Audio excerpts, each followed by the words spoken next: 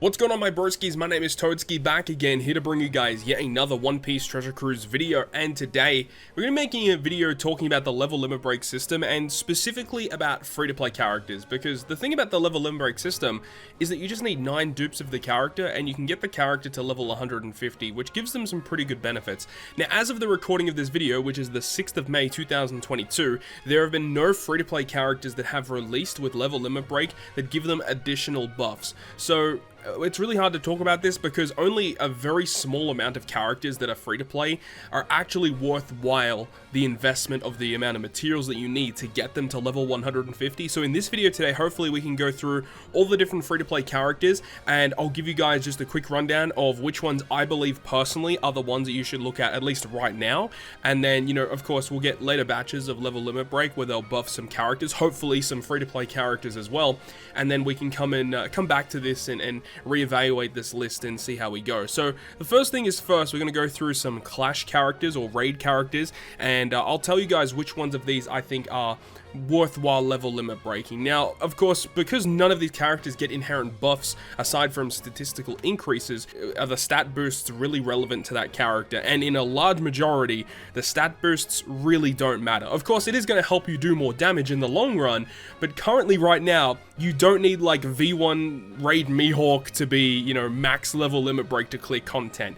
But there are a specific couple of free-to-play units that I think you should be looking at. So let's go ahead and start things off with the raids. And the first one on my list that I have here is going to be Deck Sabo, and of course it does talk about like Neo Sabo as well, either one of these Sabos, and pretty self-explanatory. This character does get the tap timing bonus damage, which means that if they have higher stats, their tap timing bonus damage will be increased. Of course, tap timing bonus damage doesn't really matter that much in today's day and age, unless if it's an absurd amount like Legend Hawkins or V2 Katakuri. But it is still something that you need to talk about, because when they do get to level 150, they get better stats. The tap timing bonus damage is far superior. So it is a buff to the unit. Is it worthwhile the investment? I mean, that's up to you really, but just wanted to let you know that yeah, he does get a little bit of an upgrade there. The next one that I have on my list is going to be Clash Magellan. So the reason why I'm saying Clash Magellan is the fact that Magellan gets the, he inflicts the enemy with Toxic, and Toxic is based on the value of the character's base attack. So if the higher the base attack, the higher the Toxic will start, and of course Toxic doesn't really matter in today's day and age, but this is a character that will get a pretty significant buff from the level limit break system, not a character that you're going to use too much of, obviously. Now the next one that I think actually might see a bit of play is Bellamy. Now the reason why I'm mentioning Bellamy here, not because of the statistical increases in regular content, but just because Bellamy is a character that people will actively use in Pirate Rumble, and getting additional buffs in Pirate Rumble for a character's stats is massive, giving additional HP so that he can tank hits longer, and the fact that he can get additional damage so his normal attacks can hit harder. Now Bellamy with his special, he doesn't do damage based on his attack value, he does do a health cut, so the statistical increases don't help offensively, but defensively this is going to be a nice addition to people that have quick base teams that potentially don't have some of the Pirate Rumble rare recruits or other the powerful Sugofest exclusive characters. Bellamy is a pretty good unit in Rumble, so he is an option just due to that. And then the last one that I have on this list here is going to be this Big Mom. Now this Big Mom is actually used quite a lot in speed farming content and specifically treasure map, so getting any statistical increases to your crew whatsoever are going to be valuable for Big Mom. Of course, the stats on herself aren't really going to help you that much, but just any statistical increase you can give to this character is going to be pretty valuable. And I mean, look, it doesn't really matter that much at the end of the day, because she is based off the rest of your crew having really good stats as well.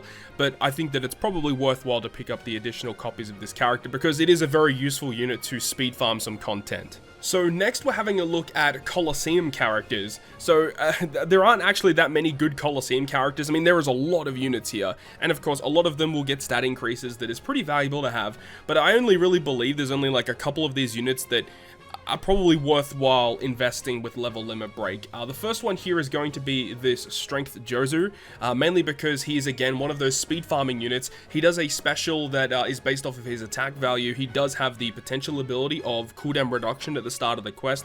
This is the type of unit that you can use to wave clear a stage for free, and it's not the most game-breaking special ever, but it is useful in speed farming, and giving him additional stats to his attack value is going to mean that you're able to clear higher HP mobs, which is obviously going to be more valuable. And I don't think it's really that much of a stretch to really say that this Dex Coliseum kid is also going to be a pretty worthwhile investment for level limit break.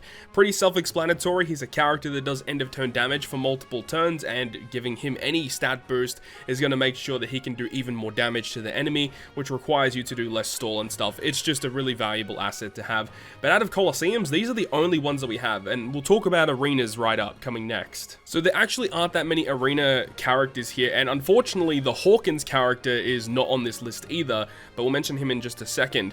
But we've also got like this Strength Shinobu, for example, does end of turn damage. Having statistical increases is going to be very valuable, obviously. And in that same vein, we're going to have the Caesar Clown as well, because he has double special activation actually, which is very good.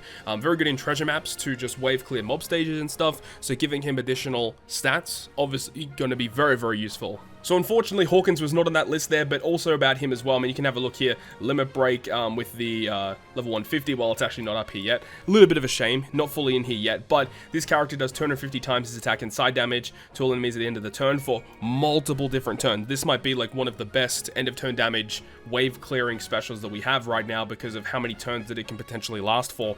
Very valuable to have. So I think this is definitely a character that you may want to invest some boosters in just to get up to level 150 to get some of that stats to make sure that he's going to be guaranteeing the kill. But at 250 times his attack, that's going to do a lot of damage, and in a lot of cases it's going to be enough to kill just regular mobs. So next we're having a look at the treasure map characters. Now once again, there aren't that many good characters worthwhile investing in here, but there are a couple. The first one is going to be this Shanks character, because very similar to the Sabo that we mentioned in the clashes, he just does tap tummy bonus damage, which is pretty good. He has double special activation as well. He has good utility, so I think it's a pretty worthwhile investment just for giving him additional damage over a couple of different turns. Not a terrible investment. The next one though is one that I'm heavily considering doing myself right now, if I can find them right here, Smoothie and Oven. So the thing about Smoothie and Oven is that they have a switch effect that does end of turn damage, and it does 20 times their attack, which is very low. So any stat boost that you can give this character is actually going to help out tremendously, because with only a 20 times multiplier, it's really not doing a lot of damage. So getting a little bit more is always useful, and there have been instances where I've used this character to use their switch effect to wave clear stages, and it's only just barely missed out on getting the kill, which would have helped out in terms of speed. So potentially giving them the level limit break may be useful in helping them out in that regard. And then the last character is probably not one that you may want to look at the moment, but is going to be this Queen character. And the main reason why I have it listed here is because this is a unit that does see some play in Pirate Rumble. In regular play, it doesn't really need the level limit break, but if this is a character that you are actively using in Pirate Rumble, very similar to Bellamy, then you can go ahead and level limit break them, purchasing copies in the treasure map exchange to get them way, way stronger. So the next batch of characters we're having a look at is the Kizuna Clash. So the first one on this list here I have is Marco and Ace. So the cool thing about them is that they do damage with their special, so getting increased stats is good for that. But the thing about them as well is that they also heal you. I believe it's 30 times their recovery or something like that. So if they have a higher recovery stat, they're going to heal you for more. So that's obviously going to be pretty useful. And Marco and Ace, they've got a good special. I mean, it's like a huge attack multiplier to strength characters. This is a good unit just by itself, and if you can just give them additional stats on top of it, then that's obviously going to be huge, and the fact that they get more recovery back, always going to be more useful. So I think Marco and Ace is a no-brainer. As well as another character that is a no-brainer is this one right here, this kid, very similar to Coliseum Kid, end of turn damage dealer, also like that Hawkins character we just talked about. This character is very valuable, multiple turns of damage. This is a character that I'm personally looking into doing as well. Just incredibly valuable to have that incredible stat to do huge wave clear damage for like 4 different turns. So good. And then the last character here is, again, very similar to the Queen and the Bellamy, is going to be this King, where this is a character that does see some niche usage in Pirate Rumble. But again, if you've got better characters, this is a character you're probably not going to use that often. But this is one you may want to look at just for the Pirate Rumble usability. And before we end this video, I wanted to talk about this character right here, because this is also a free-to-play character, and I believe he should have level limit break because we have the copies to feed to him through those Chopman missions. I'm actually double checking on my game right now. I believe we can actually get him to level 150.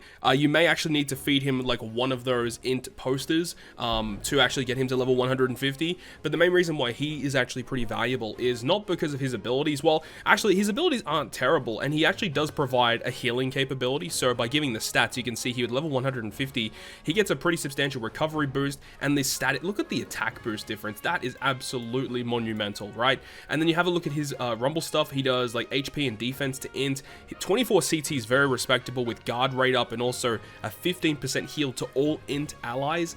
This guy's going to be an absolute annoyance to deal with in Pirate Rumble, and if any of you guys have played this in Pirate Rumble, you know that this Sengoku character is actually very good, and this may be a character you may want to invest in to make your int teams in Rumble even more defensive, if that's what you want to go ahead and do. But with all of that being said, that is going to wrap up this video today. Thank you very much for watching, and if you guys did enjoy the video, make sure you go ahead and leave a like, and if you want to stay up to date with all the content that I post, including more One Piece Treasure Cruise content, make sure to hit the subscribe button down below. But on that, guys, I'll see you guys within the next video.